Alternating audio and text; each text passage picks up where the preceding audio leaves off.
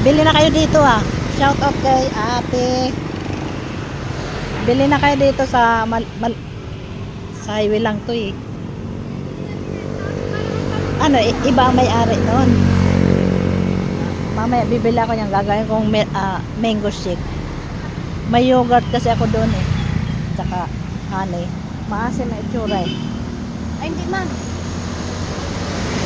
Magkano kilo niyan? Magkano kilo? 150 lang. 150 nga, dalawa naman ang dalawa lang kilo. O, dalawang piraso lang yan. Mabigat yan eh. Oh, Diyos ko po. Mabigat. Dito na kayo natutulog. Doon po. Hindi, ibig sabihin dito sa pwestong ito. Wala po. Nakasara na. Ah, wala ka. Saan ang bahay niyo? Ayun lang po sa baba.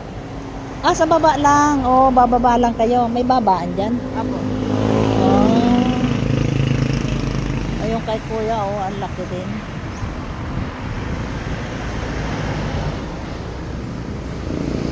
Ay, dito ah. Sa Mani.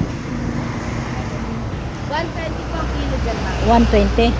Palakad ako eh. Dadaan na lang ako dito. Ako dadaan ulit. Bibili ako ng mangga tsaka ito ah. Mani. Yan eh. Ang daming mangga. Ay, bakit 100 lang yan yata? 100 ang isang piraso niyan? Oh. Pwede natin tasahan na para makita. Pagbalik kasi naglalakad pa ako. Ah, sige. Taga-Tanay bilang. Bibili ako noon mangga at saka isa niyan. Matamis ba yan? Butasan na natin. Para makita mo yung loob.